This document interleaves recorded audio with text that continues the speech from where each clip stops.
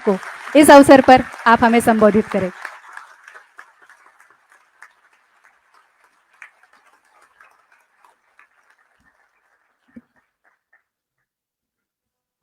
महाराष्ट्र के उप मुख्यमंत्री माननीय श्री देवेंद्र फडणवीस जी, श्री विजय चौथाईवाले जी, डॉक्टर गिरीश अफवाले, अध्यक्ष भारतीय विचार साधना, श्री राजीव सहस्त्रबुद्धि जी, पुस्तक की अनुवादक श्रीमती सरिता हटवाले जी, साथियों, दोस्तों,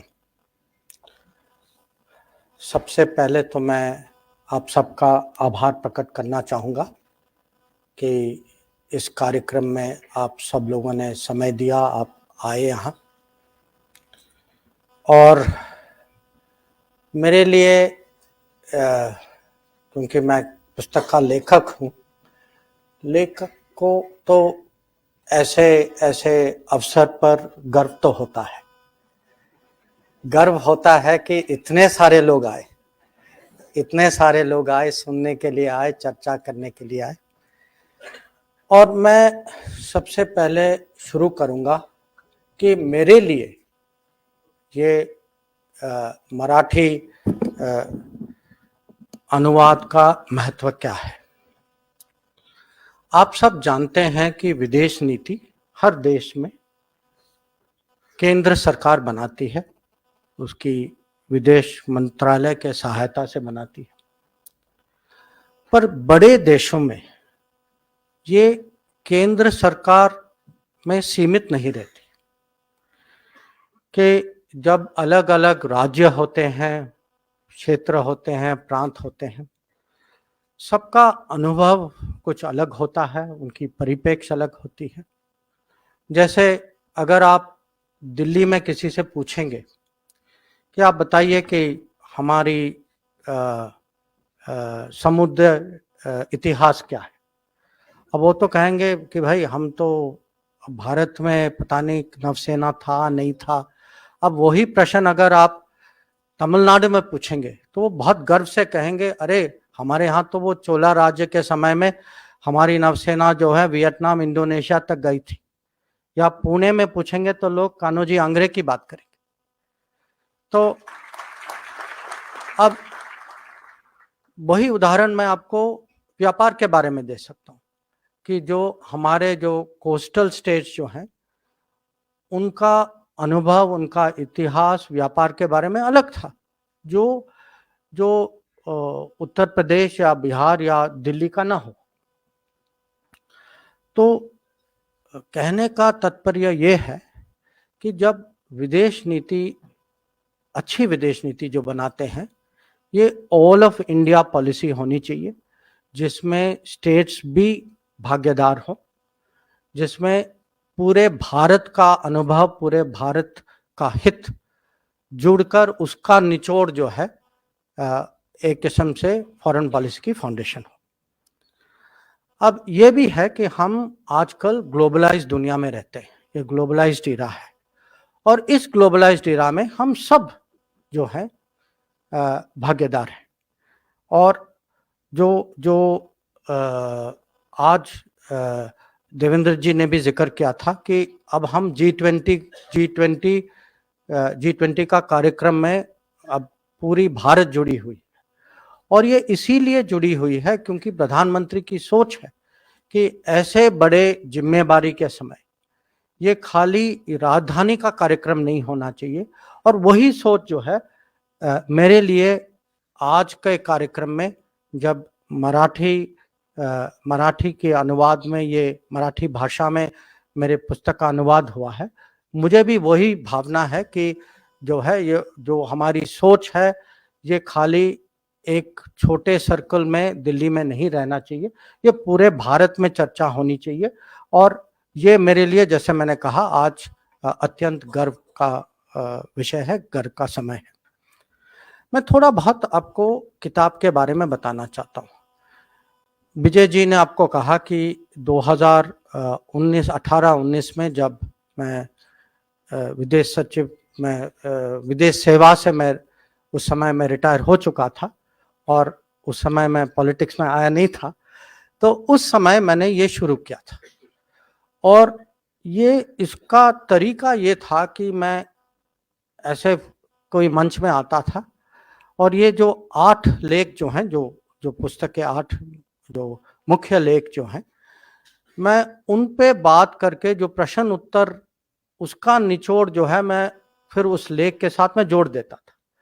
तो एक किस्म से ये पब्लिक इस किताब से पहले से जुड़ी हुई है और आप देखेंगे कि जो भाषा मैंने प्रयोग किया है वो टेक्निकल भाषा नहीं है, वो पब्लिक की भाषा है, क्योंकि शुरू से मेरा प्रयत्न था कि ये विदेश नीति जो है विदेश मंत्रालय के बाहर मैं कैसे ले जाऊं, पब्लिक को मैं कैसे इन्वॉल्व करूं, दिल्ली के बाहर बाकी शहरों बाकी प्रांतों को मैं कैसे इन्वॉल्व करूं। तो ये मेरा प्रयत्न था और तो इस स्टाइल में ये बुक की जो रचना जो है, ये मुझे लगता है मराठी में तो मैं कह नहीं सकता, पर जो मैंने इसकी हिंदी अनुवाद पढ़ी है और अंग्रेजी मैंने लिखा था, बहुत एक किस्म से वेरी इजी रीड मैंने जानबूझ के इसको किया है। अब जो लेख जो हैं ये कुल मिला के 8 मुख्य लेख हैं। पहला जो है ये अवध का मैंने उदाहरण लिया है। अवध माने जो विजय जी ने कहा शतरंज के खिलाड़ी, आप कुछ लोगों को किताब याद होगा, कुछ लोगों ने फिल्म भी देखी होगी कि ये 2 नवाब जो हैं ये अपना शतरंज का खेल खेल रहे हैं, दोनों माने बिल्कुल उनका फोकस उसी में है। और उस समय ईस्ट इंडिया कंपनी जो अंग्रेजों की कंपनी जो थी, ये जो है भारत का कब्जा कर रहे हैं और इन लोगों को ये माने इतने अपने गेम में उनका पूरा ध्यान उसमें है कि उनको समझ ही नहीं आ रहा कि दुनिया में क्या हो रहा है और अपने देश में क्या हो रहा है। और मेरा लिखने का मकसद ये था कि हमें इतिहास के सबक होते हैं, हमें वो सबक सीखने चाहिए, याद रखने चाहिए, आगे के लिए जो है हमें दुनिया के बारे में हर वक्त जागृत रहना है। दूसरा लेख जो है उसी को डेवलप करते हुए ग्लोबलाइजेशन पर है। अब आज अगर कहीं भी आप दुनिया में जाएं, किसी भी जो विदेश नीति के बारे में मंत्री हों या कोई स्पेशलिस्ट हों या कोई राजदूत हों, उनसे आप कहेंगे कि आप मुझे दुनिया की स्थिति अगर आप एक शब्द में दें, वो शब्द क्या होगा? और लोग कहेंगे ग्लोबलाइजेशन। कि आज अगर एक माने ऐसा कुछ प्रोसेस है जो जिसने पूरे दुनिया को लपेट लिया है, वो ग्लोबलाइजेशन की प्रोसेस है। पर मेरे लेख में मैंने ये एक किस्म से चेतावनी दी है कि ग्लोबलाइजेशन की भी अपनी कमियां हैं, उसकी चुनौतियां हैं, उसके खिलाफ एक रिएक्शन भी अलग अलग देशों में हो रही है। और मैंने खासकर, क्योंकि ये किताब जो है 2018-19 में लिखी गई, उस समय मैंने प्रेसिडेंट डोनाल्ड ट्रंप जो अमेरिका के उस समय राष्ट्रपति थे, उन पे काफ़ी फोकस किया। और जो ग्लोबलाइजेशन की जो राजनीतिक और आर्थिक उसके खिलाफ जो भावनाएं जो अलग अलग देशों में प्रकट होना शुरू हुआ था, उसका मैंने दूसरे लेख में विवरण किया। तीसरा लेख जो है ये इसका टाइटल है डॉगमास ऑफ दिल्ली। डॉगमा माने दुराग्रह, कि जो कभी कभी लोगों के मन में ऐसे माने अड़ जाते हैं कि जब दुनिया बदलती है, जमाना बदल रहा है, वो जो है उसके साथ वो साथ साथ चल नहीं सकते, उनकी सोच कहीं पीछे रह जाती है, उनको लगता है कि हम पुरानी आदतों से ही दुनिया को देखें। तो ये एक किस्म से परिवर्तन का मैसेज है कि दुनिया बदल रही है, हमें भी बदलना चाहिए, और अगर हम नहीं बदलेंगे इसका हमें काफी नुकसान हो सकता है। चौथा लेख जो है एक किस्म से मैं कहूँगा विदेश नीति, फॉरेन पॉलिसी पर ही है, पर ये एक जन भागीदारी का तर्क है कि अगर आप देखेंगे कभी कभी जो विदेश नीति से जुड़े हुए हैं, उनके खिलाफ ये आरोप लगाया जाता है कि वो अपने आइवरी टावर में बैठ के दुनिया की एनालिसिस करते हैं, कि वो जमीन से जुड़े नहीं हैं। उनको कभी कभी पता नहीं होता कि जमीन में लोगों, उनके हित क्या हैं, उनकी भावनाएं क्या हैं। तो इसमें मेरा तर्क यह है कि ये विदेश नीति को आप खाली मैंडरिन्स पर न छोड़े। मैंडरिन्स माने जो विदेश नीति जो जो बाबू हैं, जो पॉलिसी मेकर्स हैं, जो विदेश सेवा, जैसे मेरे जैसे लोग जो विदेश सेवा में उस समय काम करते थे, और कभी कभी मासेस, जन की आवाज को भी सुने। और मैं इसका उदाहरण देता हूं आपको। 1980 के बाद आपने देखा होगा कि हम पश्चिमी दुनिया के साथ भारत का जुड़ाव, भारत के रिश्ते बहुत जल्दी से बढ़े।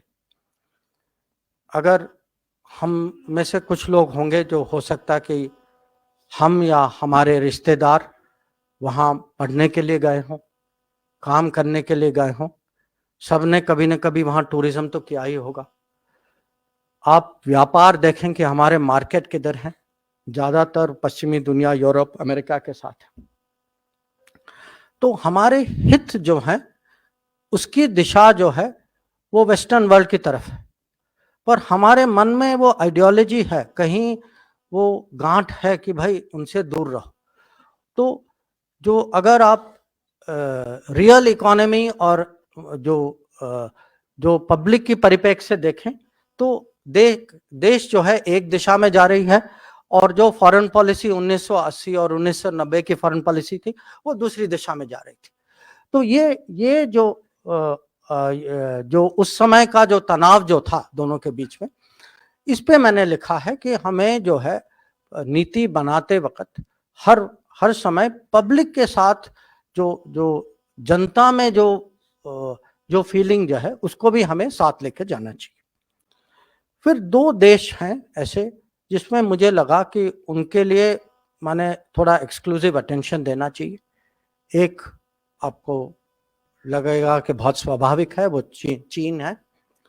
और जो लेख जो है कि हम चीन को कैसे मैनेज करें, और मैंने चीन पे खास करके ध्यान दिया क्योंकि चीन जो है एक असाधारण पड़ोसी है। हमारे बहुत पड़ोसी हैं, पर चीन एक ही पड़ोसी है जो ग्लोबल पावर हो सकता है कि सालों में सुपर पावर भी एक बन जाए, और ग्लोबल पावर के साथ बिल्कुल बगल में रहना इसकी अपनी चुनौती होती। तो इसका सुझाव जो है सरल नहीं है, हमें इसके राजनीतिक सुझाव हैं, आर्थिक सुझाव हैं, हमें बॉर्डर को कैसे डेवलप करना, इसके टेक्नोलॉजी सुझाव भी। तो चीन को कैसे मैनेज करें इसका एक लेख है। और दूसरा देश जो है वो जापान है, क्योंकि मुझे लगा उस समय कि हमने जापान का पूरा लाभ, उन रिश्तों का पूरा लाभ नहीं उठाया, कि सालों से हमारी जो समझ जो थी जापान की, कि जापान से हमें इकोनॉमिक बेनिफिट, आर्थिक लाभ मिल सकते हैं, पर जापान की टेक्नोलॉजी और आजकल जापान की सिक्योरिटी उनकी सिक्योरिटी, क्योंकि उनका प्रभाव जो है, और कभी कभी आजकल आपने देखा होगा कि जापान की फौज भी काफी जापान से काफी दूर आती, तो जापान का कैसे पूरा लाभ लें। और उसी को आगे बढ़ाते हुए एक लेख जो है वो इंडो पैसिफिक, ये एक नया कॉन्सेप्ट है, और इंडो पैसिफिक का महत्व ये है कि आजकल भारत की पहुंच, भारत का प्रभाव जो है ये हिंद महासागर से आगे जाकर प्रशांत महासागर तक पहुंचा है। तो एक किस्म से मेरा इसमें इसका मैसेज है कि वो विभाजन के बाद जो हमें जो हमारी जो इन्फ्लुएंस जो है, इसको दुनिया ने हमें कहीं सिंगापुर और गल्फ के बीच में उसको बॉक्सिंग किया था, कि हमारी एक सीमा बनाई थी कि आप भारत हैं, आप यहाँ तक जा सकते हैं, वहाँ तक जा सकते हैं, बस आपका लिमिट ये है। तो आज जो है भारत का प्रशांत महासागर तक पहुँचना, और वहाँ हमारी आर्थिक सहयोग हो या राजनीतिक हो या सुरक्षित हो, तो हमारी पहुंच कैसे पिछले सालों में कैसे बढ़ी। और 8वां जो था वो एक किस्म से मेरा फेवरेट है, जिसके बारे में दूसरों ने भी कहा, ये महाभारत पे मैंने लिखा था कि श्री कृष्ण, इसका टाइटल है इंग्लिश में कृष्णास चॉइस, मराठी में मेरे ख्याल से कहते हैं श्री कृष्ण निवाद। हाँ, तो और ये जो है मैंने स्ट्रेटेजिक कि भारत अपना स्ट्रेटेजिक कल्चर कैसे बनाए, तो उस परिप्रेक्ष्य से लिखा था। अब जैसे ये किताब प्रकाशित होने वाली थी, उस समय दुनिया में, भारत में भी कोविड की महामारी आई। तो मैंने आखिर में एक चैप्टर और ऐड किया था, वायरस, मैंने कहा आफ्टर द वायरस कि और ये आप सोचिए ये 2020 लॉकडाउन का समय है कि मैं अनुमान लगा रहा था कि वायरस का प्रभाव क्या हो सकता है उस समय, क्योंकि उस समय ये स्पष्ट नहीं था। और पिछले साल जब ये इसी किताब की पेपरबैक एडिशन निकली, तो मैंने सोचा कि इसको थोड़ा मैं और एक बार और अपडेट कर दूं। और मैंने 4 जो दुनिया में पिछले सालों में बड़ी घटनाएं हुई हैं, उनका माने मिलजुल कर उनका दुनिया में प्रभाव क्या है। 4 घटनाएं थी, महामारी कोविड, एक जो यूक्रेन में जो संघर्ष हो रही है, अफगानिस्तान, अमेरिका की फौज जब वो अफगानिस्तान से निकले उसका असर क्या होगा, और जो बड़े देशों के बीच में तनाव, जो पश्चिमी देश और रशिया या यूएस और चाइना, ये 4 घटनाएं जो हैं इनका मिला के जो एक किस्म से दुनिया की स्थिति पर इसका प्रभाव क्या होगा। तो ये संक्षिप्त में मैंने सोचा कि मैं आपको किताब के बारे में बता दूं, ताकि आप लोगों का जो इंटरेस्ट जो है इसमें बढ़ेगा। और अब मैं 4 विषय जो हैं उन पे मैं थोड़ी सी समय लेकर मैं टिप्पणी करना चाहता हूं। एक जो है वो अवध और इतिहास के बारे में है, और मैं इतिहास पे इसीलिए बल देता हूं क्योंकि बड़े देश जो हैं ये स्वाभाविक है कि वो अपने ही बारे में सोचते रहे। ये उनकी एक किस्म से डीएनए की एक कमी है कि नहीं, ये खाली भारत के बारे में नहीं है, सब बड़े देश जो है वो अपने पर, माने उनका पूरा ध्यान जो है वो अपने ऊपर होता है।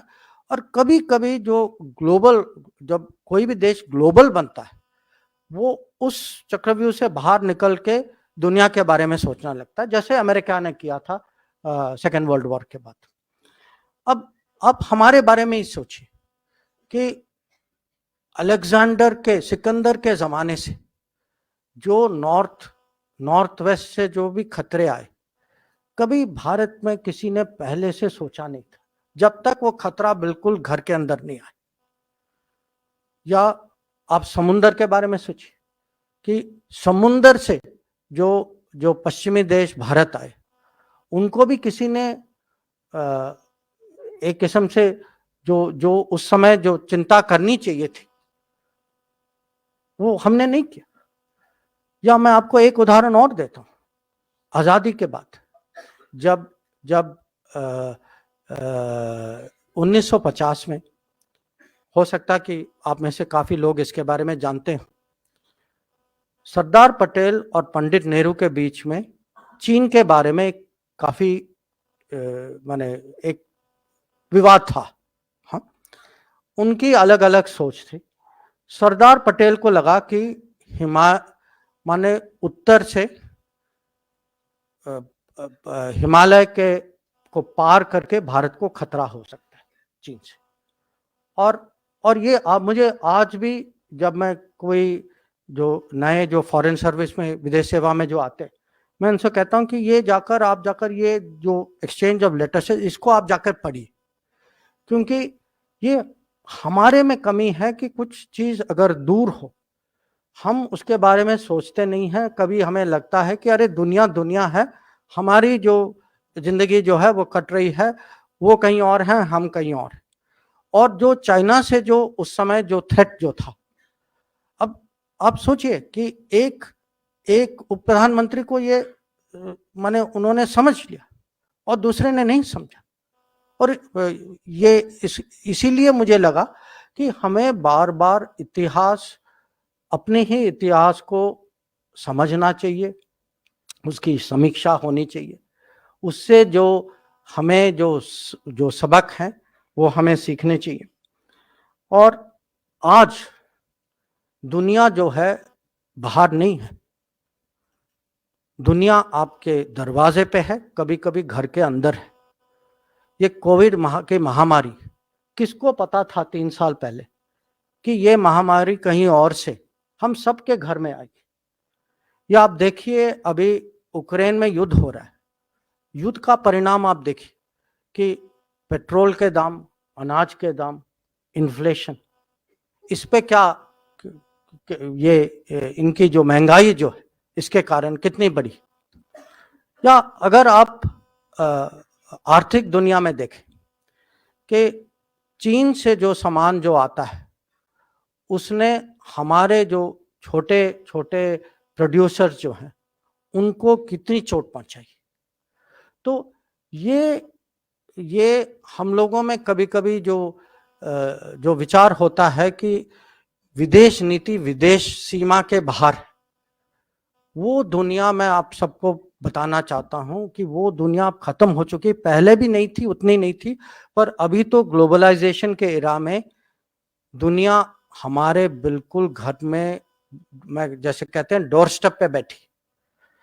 और इसीलिए, पर ये खाली इसमें अवसर भी है, ये खाली ये नहीं है कि चिंताएं, कि अवसर हैं कि वही दुनिया हमारे लिए एक एक्सपोर्ट मार्केट बन सकती है, रोजगारी के लिए वर्क प्लेस बन सकती है, या टेक्नोलॉजी अपग्रेड के लिए वहाँ पार्टनरशिप्स बन सकते हैं। तो हमें जो है ये आने वाली पीढ़ियों को खासकर दुनिया के बारे में ज़्यादा ध्यान देना होगा, उनकी समझ और अच्छी होनी चाहिए। दूसरा विषय जो है ग्लोबलाइजेशन है, और जैसे मैंने कहा, मुझे लगता है अगर आप एक शब्द आज प्रयोग करेंगे दुनिया की स्थिति का विवरण करने के लिए, वो ग्लोबलाइजेशन। अब ग्लोबलाइजेशन को कोई इनकार नहीं कर सकता, उसकी कमियां हैं, कुछ लोग उसके खिलाफ हैं, कुछ लोग उसके बारे में अभी भी बहुत उत्सुक हैं, किसी का फायदा होता है, किसी का नुकसान होता है।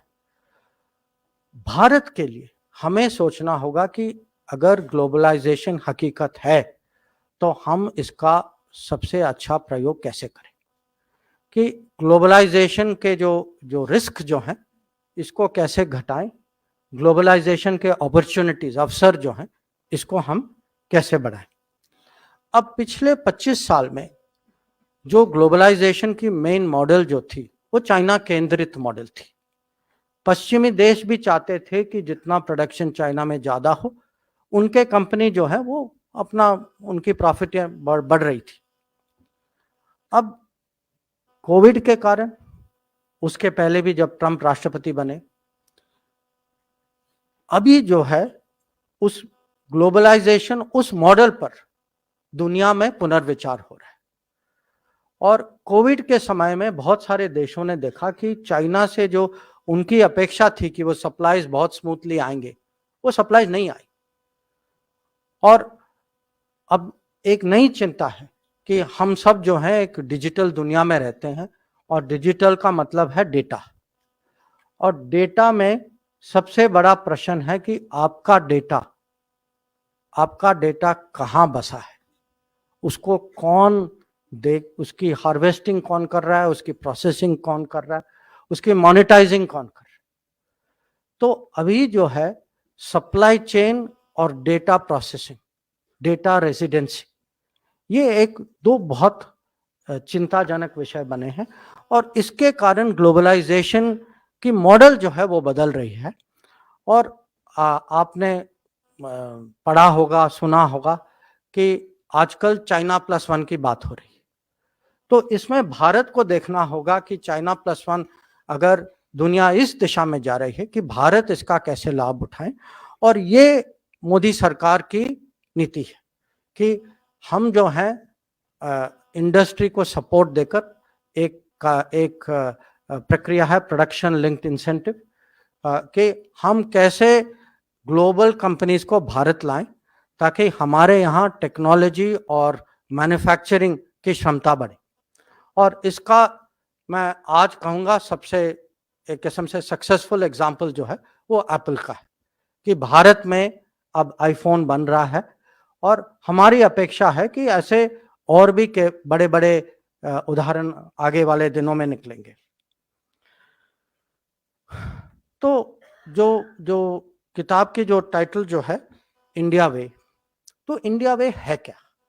भारत मार्ग, मार्ग है, वे है, पाथवे है, पर ये इंडिया वे जो है ये तरीका भी है कि इंडिया का एक वे है कि दुनिया की परिस्थिति में भारत की सोच क्या है, भारत से क्या सुझाव निकलते हैं, भारत कैसे मैनेज करता है। और एक किस्म से इंडिया वे दूसरों के लिए मॉडल है, उदाहरण कि भारत क्या करता है और अगर वो जो हैं हमारे साथ अगर जुड़ जाएं तो उनके लिए कितना लाभ हो सकता है। तो इंडिया वे इसके माने इसका अगर मैं निचोड़ निकालूं तो मैं कहूंगा इसके 6 मुख्य पहलू हैं। एक है आत्मनिर्भरता, कि जब तक हम अपने पैरों पे खड़े नहीं रहेंगे तब तक हमारी जो अपेक्षा है, हमारा सपना जो है कि हम दुनिया के एक लीडिंग पावर बनेंगे, हम लीडिंग पावर तभी बनेंगे जब हम आत्मनिर्भर होंगे, जब हमारी बेसिक इंडस्ट्रीज, हमारी मैन्युफैक्चरिंग, हमारी एग्रीकल्चर, हमारी सर्विसेज, हमारी टेक्नोलॉजी भारत में रहे, भारत से बनाया जाए। और ये अगर मैं कहूँगा पिछले 8-9 साल में एक बड़ा परिवर्तन आया है, ये आत्मनिर्भरता के बारे में आया है। और अगर आप मुझे कहेंगे कि आप मुझे एक फॉर्मूला दीजिए कि भारत को लीडिंग पावर कैसे बनाए, मैं कहूँगा फॉर्मूला है make in India. Make in India अगर सफल रहे तो ये मैं आपको बिल्कुल आश्वासन दे सकता हूं कि भारत यहां से वहां तक पहुंचेगा, और ये संभव है। मैंने आपको एप्पल और आईफोन की उदाहरण दी। आप कभी सोचें, वैक्सीन के बारे में सोचें कि पिछले 3 साल में पूरी दुनिया वैक्सीन बनाने की कोशिश कर रही थी और कुछ देश थे जिन्होंने बनाए थे, पर हमारे स्केल में, हमारे कॉस्ट में और हमारे माने क्वालिटी में आप देखिए कि वैक्सीन कहां और बने। अब इसमें यह भी है कि हमें अगर आत्मनिर्भरता को आगे ले जाना है तो हमारे डोमेस्टिक सप्लाई चेन्स को हमें खड़े करने हैं, हम दूसरों पर निर्भर नहीं हो सकते। और ये अगर पिछले 30 साल में कमी है कहीं, ये कमी है कि हम हर समय ग्रोथ की बात करते थे, पर हमारा ग्रोथ जो है खासकर चाइना से इंटरमीडिएट्स और कंपोनेंट्स इंपोर्ट करता था। अब समय आ गया है कि हम अपनी इंडस्ट्री, खासकर जो एसएमई सेक्टर जो है, इसको पूरा सपोर्ट दें ताकि हमें देश के अंदर जो सप्लाई चेन जो बननी चाहिए वो बने। और दूसरा कि हम साथ ही साथ global supply chain, global market के साथ भी जुड़े। ये नहीं है कि हम जैसे 1970 और 1980 की हम देश के अंदर ही रहे, कि हम में वो क्षमता है, हमारी मैन्युफैक्चरिंग, हमारी जो प्रोडक्ट्स जो हैं आज दुनिया में सक्सेसफुल हो सकती। और अगर आपको इसका उदाहरण चाहिए तो आप देखिए 2 दिन पहले जो रिपब्लिक डे में जो परेड जो हुआ था, अभी तक हम देख रहे थे कि ज्यादातर जो भी परेड में जो हथियार जो प्रदर्शन, जिनकी प्रदर्शन होती थी, इस बार आप देखिए उनमें से कितने ऐसे चीजें थी, ऐसे प्लेटफॉर्म्स थी जो भारत में बनी थी, और मुझे पता उनमें से कुछ तो पुणे में भी बने थे। दूसरा पहलू जो है आत्मनिर्भर के बाद आत्मविश्वास का, क्योंकि जब तक देश में आत्मविश्वास नहीं है वो देश जो है वो कॉम्प्रोमाइज करता जाएगा। कि कभी और ये जो ग्लोबल पॉलिटिक्स और हर पॉलिटिक्स में कभी कभी कॉम्प्रोमाइज करने की जरूरत है, पर अगर हमारी अपेक्षा है, हमारी एक किस्म से एम्बिशन है कि हम दुनिया में बढ़े, तो हमें कभी कभी ऐसे समय आएंगे जब ऐसी चुनौतियां आएंगे जहां हमें उसका सामना करना पड़ेगा। और उसका उदाहरण देवेंद्र जी ने दिया। अब आपको सब जानते हैं कि यूक्रेन के बारे में हम पर कितना दबाव था, हम पे इतना दबाव था, पर प्रधानमंत्री पहले दिन से उनकी सोच बहुत ही माने स्पष्ट थी कि हमें जो भारत के हित में है वो ही करना चाहिए। और जब किसी भी विदेश मंत्री को इतनी स्पष्टता से आदेश मिलती है तो मैं आपको कह सकता हूं कि मेरा काम बहुत आसान था। और ये खाली यूक्रेन का मामला नहीं, अगर आप कभी कभी अब हर देश जो है, हमारे देश, हम सब हथियार लेते हैं दूसरों से। हम एक देश है जिन्होंने सबके साथ ऑप्शन खोल रखा है। हमने फ्रांस से राफेल की हवाई जहाज ली, हमने रूस से S-400 एयर डिफेंस सिस्टम लिया, अमेरिका से हेलीकॉप्टर ली। तो सबके साथ एक किस्म से जिसमें ज्यादा आत्मविश्वास है वही देश जो है वो सबके साथ बड़े लेवल पे, सबसे उस स्तर पे वो पूरा जो इंटरनेशनल गेम जो खेलना होता है वो खेल सकता है।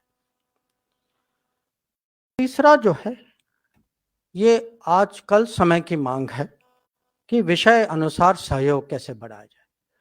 कि अगर आप किसी भी क्षेत्र में देखें, ये नहीं है कि आपके राजनीतिक जो पार्टनर हैं वो ऑटोमेटिकली आर्थिक पार्टनर होंगे या टेक्नोलॉजी पार्टनर होंगे या एनर्जी पार्टनर होंगे, अलग अलग होते। तो अलग अलग क्षेत्रों में अलग अलग साझेदारी हम कैसे बनाएं और साथ ही साथ सबको कैसे साथ ले जाएं। और क्या होता है, इसमें भी कभी कभी दबावें आती।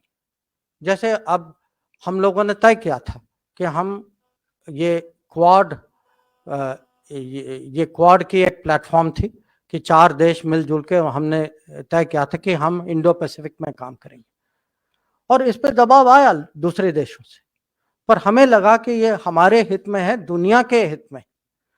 तो हम ये जो विषय अनुसार सहयोग इसको कैसे आगे बढ़ाएं और मैक्सिमम देश, क्योंकि कूटनीति की सफलता ये है कि जो देश जो है जिसकी पार्टनरशिप सबसे ज्यादा हो और अलग अलग देशों के साथ हो और सबको साथ ले जा सकते हैं, ये एक किस्म से सक्सेस का डेफिनेशन।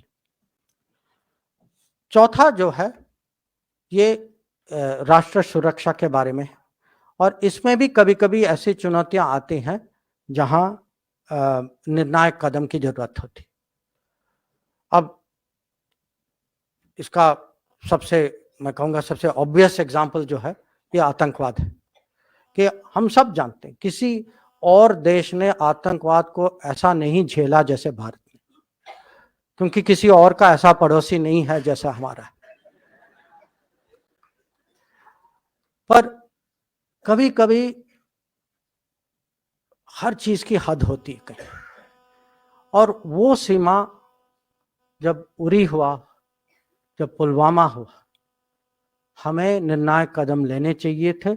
तो ये उरी और बालाकोट के जो मैसेज जो थे, ये भी एक किस्म से इंडिया वे का एक उदाहरण है। और अभी जो उत्तरी सीमा में जो हमारे आर्मी की डिप्लॉयमेंट है, और आप ये याद रखिए ये डिप्लॉयमेंट जो है कोविड के समय, लॉकडाउन के समय में हुई थी, तो वैसे भी ये डिप्लॉयमेंट कठिन थी। लॉकडाउन में हजारों, जबकि वहां इंफ्रास्ट्रक्चर भी कमजोर था, क्योंकि पहले की सरकार ने सोचा कि हम इंफ्रास्ट्रक्चर नहीं बनाए तो वही हमारी सुरक्षा है। तो कमजोर इंफ्रास्ट्रक्चर में हजारों सैनिकों को वहां और ये 10,000 15,000 फुट की मैंने चढ़ाई की बात कर रहा हूं। तो जैसे मैंने कहा, ऐसा समय आता है जहां निर्णायक कदम की जरूरत होती है। और फिर ये ग्लोबल एजेंडा, कि हमारा प्रभाव ग्लोबल एजेंडा पे कैसे हम इसको और अधिक बढ़ाएं। और ग्लोबल एजेंडा, क्योंकि किसी भी बड़े देश को स्वार्थी नहीं लगना चाहिए, और हम हैं भी नहीं। क्योंकि हमारी परंपरा में जैसे कहते हैं वसुधैव कुटुंबकम, हमें कभी माने हमें जन कल्याण और जुग कल्याण से हमने कभी उसके बीच में तनाव नहीं देखा।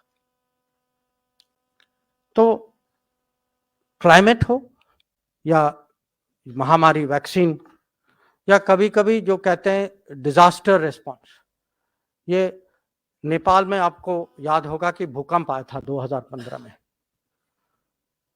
24 घंटे के अंदर हमारी हवाई जहाज वहां पहुंच चुकी थी, हम सबसे पहले रेस्पॉन्डर थे वहां। श्रीलंका में बहुत बारिश हुई थी, बहुत बड़े मडस्लाइड्स हुए थे।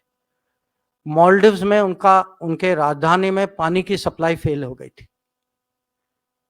यमन में आपको कुछ याद होगा कि एक युद्ध के बीच में हमारे भी लोग फंसे थे, दूसरे लोगों के लोग भी। तो ये फर्स्ट रेस्पॉन्डर, इसका हमने एक अब बहुत अच्छा रिकॉर्ड साबित किया है, और साबित ऐसा किया है कि हम लोग हमारे लोगों का तो हम ख्याल रखते हैं, और उसी समय हम दूसरे का भी सोचते हैं। जब हमारा पहला जहाज वुहान गया था महामारी के समय में, उस जहाज में हमारे नागरिक के अलावा हमारे पड़ोसी भी कुछ आए थे। तो ये भी एक किस्म से ये इंडिया वे को दर्शाता है। और जो छठवां जो पहलू जो है, ये हमारे नागरिकों के बारे में है। हमारे भारतीय मूल के समुदाय जो देश के बाहर जो रहती है, कि कोई भी देश, अगर हम कहते हैं कि rise of India leading power, जब तक हम अपने लोगों का ख्याल नहीं रखते, ये दुनिया यकीन नहीं करती कि आप में वो दम है। तो कोविड के समय में वंदे भारत मिशन के तहत हम जो हैं 70 लाख से ज्यादा हमारे नागरिक को हम देश वापस ले पाए। उक्रेन के युद्ध के बीच में हमारे जो करीब 20,000 विद्यार्थी जो फंसे थे, उनको लड़ाई के बीच में और 2 शहरों में युद्ध विराम करवा के हम उस आपत्तिजनक स्थिति से बाहर निकाल पाए। और ये खाली माने डेंजर के समय पे जारी नहीं होता, ये किस्म से रोज का मामला है, क्योंकि हमारे मजदूर, हमारे टूरिस्ट, हम और आप, हम में से कोई ना कोई हर रोज बाहर जाता है। किसी के पासपोर्ट खो जाती है, कहीं चोरी हो जाती, कोई फंस जाता है, कोई।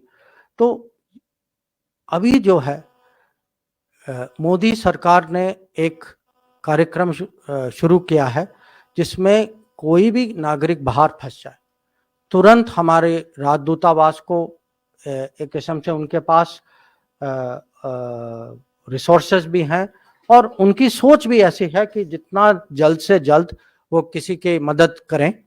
और ये मदद जो है सचमुच एक पोर्टल का नाम भी है, एक ऑनलाइन पोर्टल है मदद नाम का, कि कोई भी फंस जाए वो पोर्टल पे जाते हैं, अपनी शिकायत या अपनी जो स्थिति जो है उस पोर्टल में लिख देते हैं और तुरंत उसका जवाब आता है। और हम ये भी कोशिश कर रहे हैं कि अभी जो है, क्योंकि हमें लगता है कि हमारे करीब 10 लाख विद्यार्थी देश के बाहर पढ़ते हैं, और खाड़ी में ही करीब 70 लाख हमारे लोग काम करते हैं। तो आप संख्या देखें, तो अभी जो है हम अलग अलग देशों से ये नेगोशिएट कर रहे हैं कि जब हमारे लोग काम करने के लिए बाहर जाते हैं, कि हम आपस में एक समझौता कर लें कि उनका जो वहाँ जो उनको जो ट्रीटमेंट, उनका व्यवहार जो होगा, वो उन्हीं के नागरिकों के समान होगा, उनके खिलाफ डिस्क्रिमिनेशन नहीं होगा। जो हमारे विद्यार्थी जो जाते हैं, उनके लिए काम करने का मौका मिलेगा। जो एक देश से दूसरे देश जो लोग वीज़ा पे जाते हैं, और आजकल आपने देखा होगा कि पासपोर्ट मिलना भी और आसान हो गया है, वीज़ा। और जब दूसरे राजदूतावास जो हैं, कभी कभी वीज़ा के बारे में, और आजकल ये मुझे पता है कि ये बहुत बड़ी समस्या है, कि हम कोशिश भी करते हैं कि कहाँ वीज़ा को दिलवाने में कहाँ हम मदद कर सकते। तो ओवरऑल मैं कहूँगा कि ये इंडिया वे जो है मेरे लिए जो अगर लोग कहें कि आप हमें समझाइए कि भारत को किस दिशा में जाना चाहिए, मेरे मन में तो है कि जो भारत एक किस्म से इंडिया वे में जो जाता है,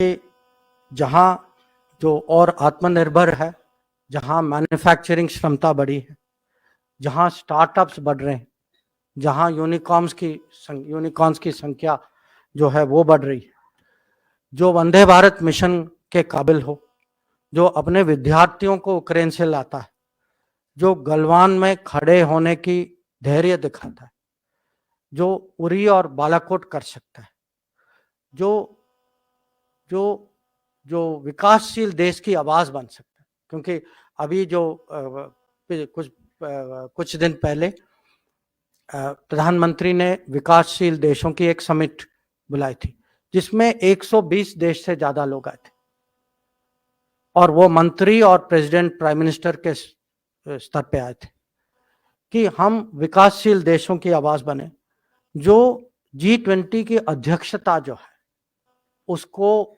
और जिम्मेदारी से और माने दुनिया में जो सर्वसम्मति कैसे इसको आगे आगे करें, जो जिसकी इकोनॉमिक जो आर्थिक क्षमता बढ़े। हम 10 साल पहले नंबर 10 में थे, अभी हम नंबर 5 तक पहुंचे, पर हम वहां रुकने वाले नहीं, कुछ ही सालों में हम नंबर 3 तो जरूर पहुंचेंगे। और जो भारत जो है वो नेशनलिस्ट भी हो और इंटरनेशनलिस्ट भी हो। ये अगर मैं कहूँगा कि इंडिया वे की आप परिभाषा दीजिए, ये उदाहरण के साथ ये मेरी परिभाषा है। और मुझे लगता है कि पिछले 10 साल में, क्योंकि मुझे भी ये सरकार के साथ ये मेरा 5वां दशक है, और मैं आपको कह सकता हूँ कि पिछले 10 साल में जो परिवर्तन मैंने देखा है, इसका माने कोई जवाब नहीं है। और मैं सचमुच मैं ये पॉलिटिकल स्टेटमेंट नहीं है, ये एक अनुभवी आदमी का स्टेटमेंट है, जो कहता है कि मैं खुद मुझे अपने जो 1970s, 80s, 90s की याद आती, और आज जो मैं चेंज देख रहा हूं, ये हर महीने, हर हफ्ते, हर कैबिनेट मीटिंग में जो चेंज होती, ये एक किस्म से क्रांतिकारी। और मुझे पूरा विश्वास है कि इंडिया वे जो है हमारे लिए, अगर हम उसी मार्ग में जाते जाए कि हम बिल्कुल जो हमारा लक्ष्य है कि दुनिया में लीडिंग पावर बनना है, कि हम जरूर वहां पहुंचेंगे।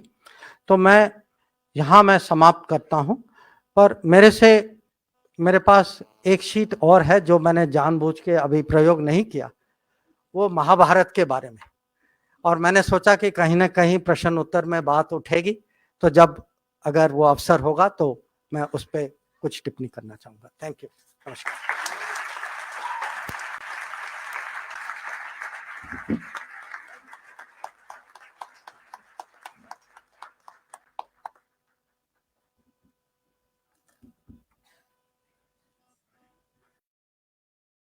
कोणाला प्रश्न आहेत तर सरांपर्यंत पोहोचवा आणि माईक त्यांच्यापर्यंत पोहोचवूया आपण.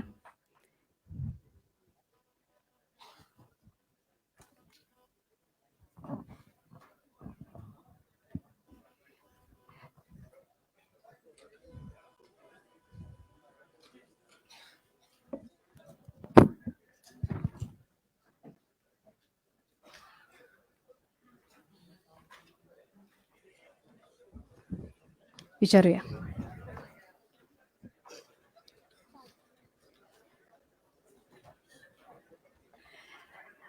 आज जाहीर त्यांना प्रश्न विचारायची परवानगी नव्हती ना, त्यामुळे ही नंतरची आहे. सर विचार.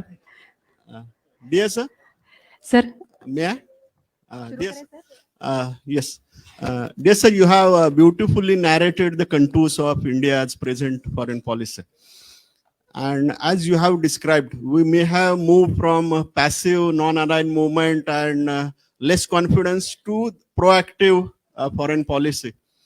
And our Prime Minister's personality is also something that is a factor into it. So can you describe Modi ji as the statesman and what are the features of it? Thank you, sir. You know, frankly, you don't need an answer. You know why? You don't need an answer, because when you see Modi ji, you know, walk, get up, go to the stage, somewhere you have that sense of 1.3 billion Indians, because he embodies India. You know, he carries it on him. Now, I must say, because I have the good fortune of actually physically being there and watching it. You are watching it on a screen. I'm watching it in real life. I would say very honestly, among Indians, and again, I say this to you as a across the board statement. I mean, I talk to my especially to my younger relatives and friends and co-workers. There is today that sense of pride which he evokes with his presence on the international stage, with his positions on this international stage. And I think that too is part of the India way. That is a message to everybody saying, look, this is a different India. If we have tough things to do, we will do. If there are sacrifices to make, we will make. If we have to be generous to people, because also remember, it is not only sacrifice which requires courage, even generosity requires courage. That in the middle of COVID to say, yes, I will also help others. That is also a very courageous thing to do. So to me, as I said, you know, you don't need words. You just have to see that picture.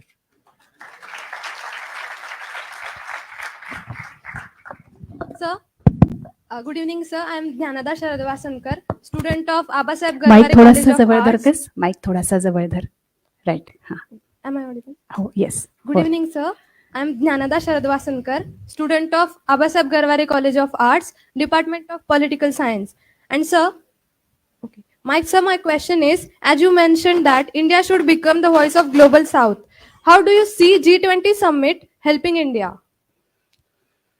See, what has happened in the last year, because of the Ukraine conflict, the price of oil has gone up. Price of food has gone up because exports of wheat and cooking oil from Ukraine were not taking place. Generally, price inflation has gone up, price of metals, etc. Now, the person who feels the most, see, even amongst us, if there is a shortage, who will feel the most? The richest person has the most money in the pocket. The poorest person has very little in the pocket. So today, the developing world, the South is feeling the pain. The South is seeing food shortage. South is seeing fuel shortage. Sometimes they cannot afford things. Now, somebody has to speak up for them. Now, most of the developed countries are looking only at their concerns. So that is why Prime Minister decided that we must take this responsibility. Our G20 must be a G20 for the whole world. We must stand up for the South, and not just like a statement कि हाँ भाई हम उनके लिए बोल रहे. He decided, let us meet with them. So for 2 days, you know, about 5 or 6 ministers and Prime Minister himself, we took the whole day to meet with our counterparts. We consulted 120 countries plus 123, I think. So that today we can say we are speaking for the South, not कहने के लिए नहीं. We have actually consulted the South before we speak for the South. Sir, excuse me, sir. Here, I'm asking the question. Sir, yeah, this side. A complete failure of a rogue nation who happens to be a nuclear power and unfortunate neighbor of us will be an asset to us or failure or a liability to us. Sorry. It is a reality to us, not a you know, say in life you have what you have. You know, I cannot. I think Devendra ji said, like Pandavas could not choose the relatives, we also cannot choose our neighbors. We would naturally hope that good sense prevails, that the practices of the past are not followed. That is our hope. And in diplomacy, it is important to be hopeful. But I would admit to you, it is a hope. Sir पिछले 10-15 दिन से जो पाकिस्तान में घटनाएं हो रही है उसके बारे में हमारी सोच क्या है, और जो हमने इंडस वाटर ट्रीटी के बारे में जो डिसीजन लिया है उसका इम्प्लीकेशन क्या हो सकता है? देखिए, जो पाकिस्तान में जो हो रहा है उसके बारे में मुझे टिप्पणी करना, खासकर पब्लिक में करना, वो उचित नहीं होगा। जो इंडस वाटर ट्रीटी जो है, ये आप जानते हैं कि ये ट्रीटी में दोनों देशों के अपने अपने इंडस कमिश्नर्स हैं। ये एक किस्म से ये टेक्निकल मामला है। हमारे जो इंडस कमिश्नर्स जो हैं वो आपस में इस पे बातचीत करेंगे। उसके बाद हमें देखना होगा कि अगले कदम क्या होंगे।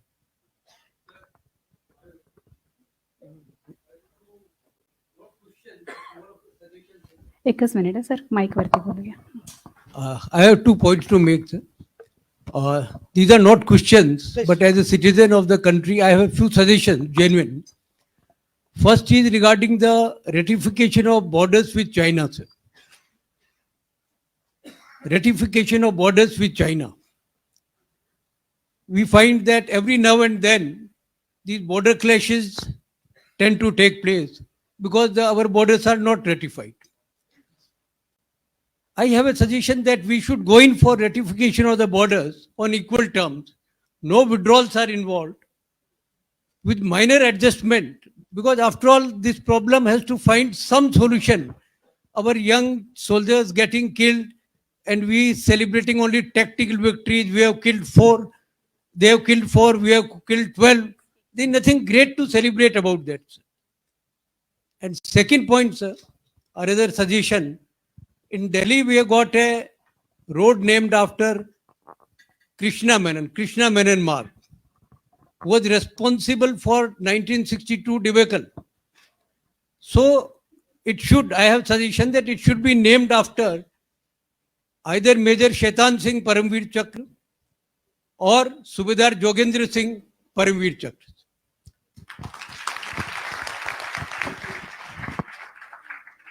मला वाटतं आपण फक्त Since there are प्रश्न घेऊया का? suggestions, I don't think you need a reply. या सो प्लीज विनंती आहे की प्रश्न Good evening, विचारूया sir. आपण. Good evening, sir. Sir, let us bring back the discussion to the book, The India right. Way. Thank you very much. So my question is about this is very distinguished way of diplomacy that we have put out there in the world. Do you see this nationalism and internationalism that we have put out as part of our diplomacy? Do you see other countries copying it or it reflecting it to their diplomatic way of dealing with international matters? Thank you. You know, I'm very glad you asked that question, because what happens is often in the world, this creates a lot of confusion and wrong reading of India. You know, in our country,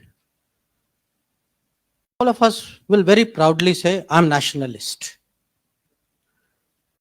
There are some countries, you will be surprised to know, where people will not say they are nationalist. It will look very negative. Now, there are countries where people say, I'm nationalist, and therefore I will not want to have much to do with the world. So, in many countries, nationalism, internationalism is opposite each other. But in our country, just look at this. See, we gave vaccines.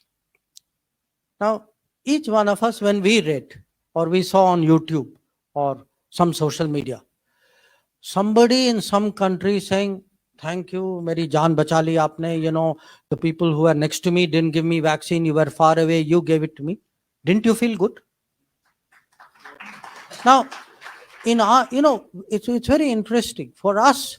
We have never seen, in fact, it is actually if you look at the last 9 years, there's no doubt, that the government, the politics of the day is more nationalist. And I don't think, I'm proud of it. I don't think there is anything to be apologetic about. But the same nationalist people, they have done more projects abroad, they have helped more countries abroad, they have done, greater support, they have moved forward in disaster situations in other countries. So, if you read next time in a foreign newspaper, because they always, foreign newspaper, they like using words like Hindu nationalist government. Okay, they will not say, in America, Europe, they will not say Christian nationalist or whatever. These adjectives are very specially reserved for us. Okay, so next time you read it, ask yourself, how wrongly are they reading me? That they actually do not understand that this country is getting ready to do more with the world, not less with the world. And one of the reasons we want to handle G20, we want to show the world, this G20 will have 200 meetings. Through these 200 meetings, we want to show the world, please world, come to see India, see the changes in India, see how much enthusiasm and positive there is sentiment there is for the world in India. So I thank you for that question. Sir, आपने अपने भाषण में आत्मनिर्भर और आत्मविश्वास, ये दो शब्दों का ये किया. अभी आपने नेशनलिस्ट के बारे में बोला.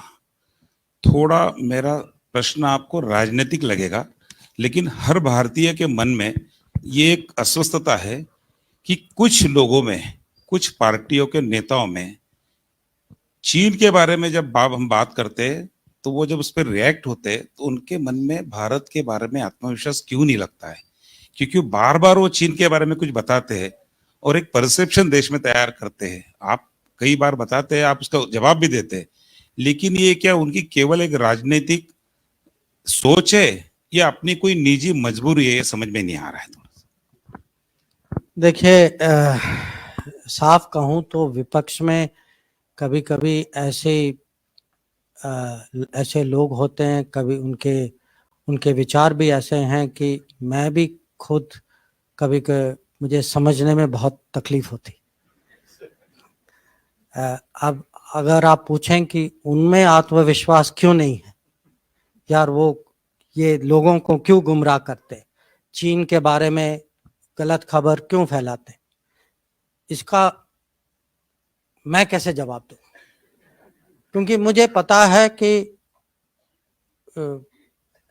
मैं साफ कहूं तो वो भी राजनीति कर रहे हैं कि वो कभी कभी जानबूझ के ऐसी खबर फैलाते हैं. उनको पता है कि वो सच नहीं. उनको पता है कि अगर कुछ जमीन की बात करते हैं कि ये जमीन जो है 1962 में चाइना ने कब्जा किया था, वो अभी कभी आपको बताते नहीं. वो ऐसे आपको इंप्रेशन देंगे जैसे ये कल परसों हुआ है. कभी कभी लोग कहते हैं कि अरे आपकी सोच में कमी है. मेरे सोच में कभी कमी हो सकती, पर अगर मेरे सोच में कमी है तो मुझे पता कि कहाँ जाना है. मैं अपने मिलिट्री लीडरशिप, फौज या इंटेलिजेंस से बात करूंगा. मैं चीनी एम्बेसडर को बुला के मैं अपनी खबर के लिए मैं नहीं पूछूं. तो मैं मानता हूं कि आप कहते हैं इसका कमी है, आत्मविश्वास की कमी हो सकता है कमी कुछ और भी हो.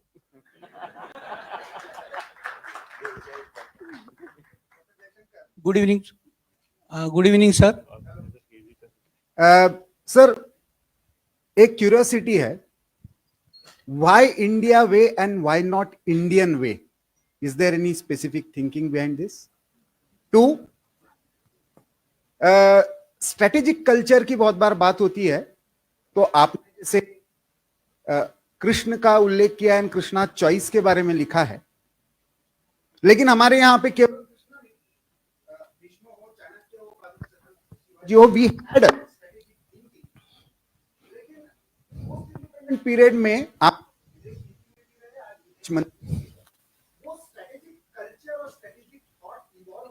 नहीं दिखता. This is a rare thing. They are civilians serving foreign service for 5 decades and delivering speech in Hindi. That itself. I grew up in Delhi. To be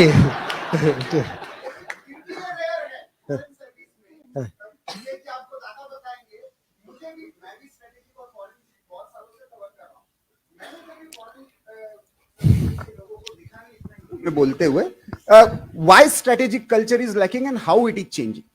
नहीं, देखिए इसका उत्तर यह है. एक तो why India way not Indian way. It sounds nicer. हाँ, नहीं, it sound nicer, पर इसका एक किस्म से अलग अलग, क्योंकि जैसे मैंने कहा, India way, Indian way sounds more like a mark. हाँ, उस दिशा में दे इंडियन वे. पर इंडिया वे ऑल्सो साउंड्स कि भाई इंडिया का अपना सोल्यूशन है, इंडिया की अपनी सोच है. तो somewhere there is a subtle difference.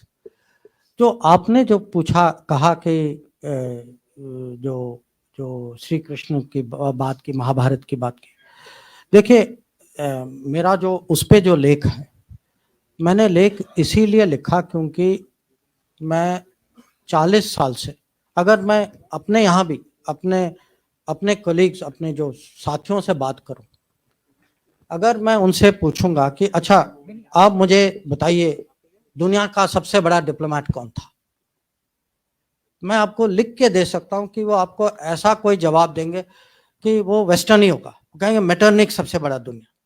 अगर मैं उनको कहूं कि आप मुझे बताइए कोई डिप्लोमेसी पे सबसे अच्छी किताब क्या है, तो कहेंगे वो मैकियावेली है, वो हैरल निकलसन है, वो अर्नेस्ट साटो है. तो मेरा लिखने का कारण ये था, मैं अपने ही लोगों को समझाना चाहता हूं कि भाई घर में देखो, अगर आप मेरे से पूछेंगे कि इतनी पढ़ाई के बाद आपको क्या लगता है कि दुनिया के सबसे बड़े डिप्लोमेट कौन थे, मैं कहूंगा सबसे बड़े डिप्लोमेट एक श्री कृष्ण थे, एक हनुमान जी थे. नहीं, और ये बहुत सीरियस उत्तर दे रहा हूं मैं आपको कि अगर आप उनको कूटनीति के परिप्रेक्ष्य से देखें कि किस सिचुएशन में थे, उनको मिशन क्या दिया गया था, किस तरीके से उन्होंने हैंडल किया था. और हनुमान जी ने तो माने उसके साथ इतना इंटेलिजेंस भी, और मिशन के आगे भी बढ़ गए थे. उन्होंने सीता को वो कांटेक्ट भी किया था, पूरी लंका की खबर ली, लंका को जला भी दिया उसके बाद. माने कैसे डिप्लोमेट निकले, माने ऑल पर्पस, मल्टीपर्पस डिप्लोमेट. तो अगर आज मैं आपको कहूंगा कि दुनिया के 10 स्ट्रेटेजिक कॉन्सेप्ट जो आज की चर्चा में, आज के डिस्कोर्स में 10 बड़े स्ट्रेटेजिक कॉन्सेप्ट जो इंटरनेशनल रिलेशन, मैं हर कॉन्सेप्ट का आपको एक महाभारत में इक्विवेलेंट दे सकता हूं. कि अगर आप कहें अरे आज मल्टीपोलर वर्ल्ड है, उस समय भी अगर कुरुक्षेत्र के मैदान में क्या हो रहा था, वो मल्टीपोलर भारत था जिसमें अलग अलग राज्य थे. सबको कहा गया कि आप उनके साथ हैं, मेरे साथ हैं. 1-2 नॉन अलाइन निकले बीच, जैसे बलराम थे या रुक्मा थे. या अब हम कहते हैं कि ये ग्लोबलाइज दुनिया है, इंटरडिपेंडेंस है, हम सब पे ये बाधाएं हैं, कंस्ट्रेंट. अर्जुन की दुविधा क्या थी? कंस्ट्रेंट ही थी कि वो इंटरडिपेंडेंट थे, इमोशनली इंटरडिपेंडेंट थे कि मैं अपने रिश्तेदारों के खिलाफ मैं कैसे लड़ाई करूं. पर वो भी वो फिजिकल मटेरियल इंटरडिपेंडेंस नहीं था, पर इमोशनल इंटरडिपेंडेंस था.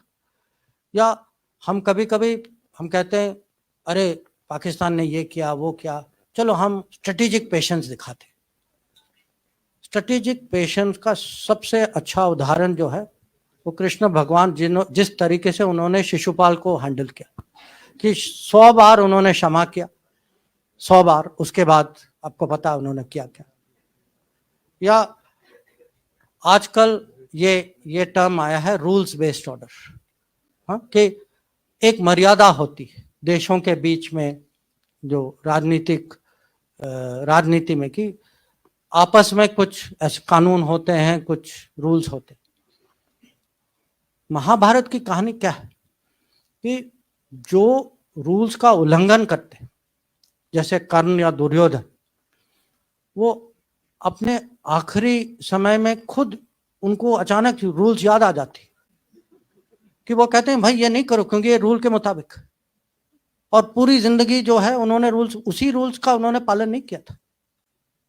तो ऐसे बहुत सारी चीज है। आज हम कभी कभी आपस में हमारी डिबेट होती है कि हमारे खिलाफ हमसे बड़ा देश है। अब ये याद रखिएगा कि पांडव जो है, पांडव कौरव की प्रोपोर्शन जो थी वो 7-11 थी, कि वो छोटी फौज थी, उनके पास छोटी फौज थी पर बड़ी सोच थी, अनुशासन ज्यादा था, क्रिएटिविटी ज्यादा था, इंटेलिजेंस ज्यादा था, और श्री कृष्ण उनके साथ थे। तो और हम कभी कभी रेपुटेशनल कॉस्ट की बात करते हैं कि रेपुटेशन जो है कूटनीति में, राजनीति में भी, जिस पे आप भरोसा, अब भरोसा की मैं क्या कीमत बताऊं आपको, जिस पे भरोसा करते हैं उसकी जो वैल्यू जो है, पार्टी हो, आदमी हो, देश हो, रेपुटेशन की बहुत कीमत होती। और पांडवों की रेपुटेशन जो है कौरव से इतनी अच्छी थी, रेपुटेशन का बहुत फर्क पड़ा। और कभी कभी ये भी है कि जो बड़े गोल, जो लार्जर गुड के लिए कभी लोगों को माने टैक्टिकल एडजस्टमेंट करना पड़ता है। और ये भी इसके बहुत उदाहरण, जो युधिष्ठिर ने अश्वत्थामा के बारे में कहा, या जब अर्जुन ने शिखंडी को आगे किया। अब टेक्निकली आप कहेंगे कि ये गलत चीज किया, पर उन्होंने किया एक कारण के लिए किया, उनका एक लक्ष्य था। आप कहेंगे कि अब अगर आप लार्जर गुड के परिप्रेक्ष्य से देखें तो उन्होंने जो किया वो ठीक किया, आप टेक्निकली देखें तो अलग बात थी। तो ऐसी बहुत सारी चीज हैं, जैसे अब स्ट्रेटेजिक डिसेप्शन, जो जब कृष्ण भगवान ने सूर्यास्त का एक किस्म से इल्यूजन क्रिएट किया तो जयद्रथ को लगा कि वो बच गए। तो मैं आपको ये उदाहरण इसीलिए दे रहा हूं कि कोई भी सिचुएशन हो, कोई भी एनालिसिस हो, हम जो हैं इतनी माने आसानी से ये शब्द लेते हैं, Trojan horse, Achilles heel, Gordian knot. अब ये कहां से आते हैं ये शब्द? किसी और के कथा से आते हैं। अब मुझे उससे कोई दुश्मनी नहीं है, मैं भी वही कथा पढ़ता हूं, मुझे भी उसमें रुचि है, पर मैं हमारे देशवासियों को समझाना चाहता हूं कि भाई आप अपने बारे में भी पढ़िए, इसका भी महत्व समझिए। हम आपस की बातें में कम से कम इसका तो प्रयोग करें कि अगर हमें स्ट्रेटेजिक कल्चर, सचमुच अगर इंडियन स्ट्रेटेजिक कल्चर बनाना है, इंडियन स्ट्रेटेजिक कल्चर दूसरों के अनुभवों और दूसरे के कथाओं से नहीं बनेगी। इंडियन स्ट्रेटेजिक कल्चर इंडिया के एपिक से बनेगी। Good evening, sir. Sir, here many countries, many countries in the world today are claiming compensation for environmental damages they incur because of certain activities happening in neighboring countries, for example, war or other activities. In such case, if such scenario happens in case of India, what could be our line of thought? No, you see, we have a much more fundamental issue. If you look at this whole climate change, to climate action, climate justice, from Kyoto, developed countries have been promising to finance. They have never delivered on it. They will keep saying, every conference, they will tell developing countries, please raise your climate ambition. So they will raise climate ambition. West, forget about financial ambition. They will not even deliver on old financial promises. So the real issue today, it's one thing to say, yes, loss and damage there is progress, and it is good that there is progress. But the fundamental issue on climate change is the countries who have occupied carbon space, countries who still lifestyle. Prime Minister last year started this campaign called Lifestyle for Environment. If you look at I have lived in Western countries. If you look at the lifestyle, it is actually very wasteful. So the real issue is, how do the countries who have occupied carbon space, who have created today the climate crisis, how do they take the responsibility, and how do they allow for corrective action? How do they finance that corrective action to be taken? And very frankly, this has been a very, very tough and very frustrating experience.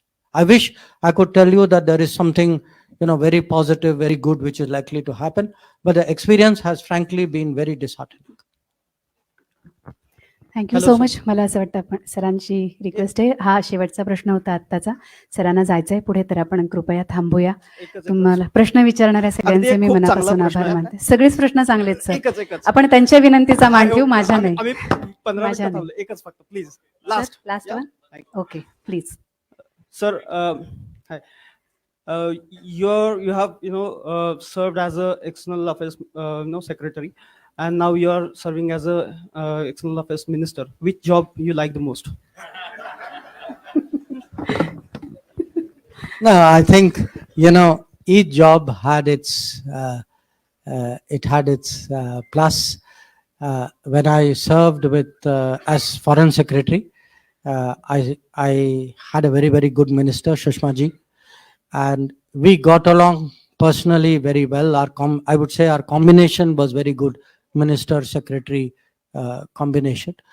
But I did learn one thing. There is a difference in responsibility, and there is a difference in I would say the overall sense from being a secretary and a minister. Because a secretary still has a minister above them who's answerable to parliament, answerable in public, who still gives protection and comfort. कि somewhere है कि किसी और माने वो there is that umbrella. It was for me something which I value very much, and in many ways today that has shaped my own behavior as a minister, that I have to infuse confidence in my system, that उनके लिए वो feeling होना चाहिए कि भाई वो हैं हमारे लिए, and that they will do whatever is necessary in any situation, and in good effort. So it's not an easy question to answer, but I would only say this very frankly. I feel very privileged that if somebody had asked me 10 years ago, 20 years ago, what is the biggest dream you can ever achieve, I would have in all honesty said, as someone in service, I mean, who does not want to head the service? It's swabhavik. For me to become foreign secretary was frankly for me the limit of my ambition.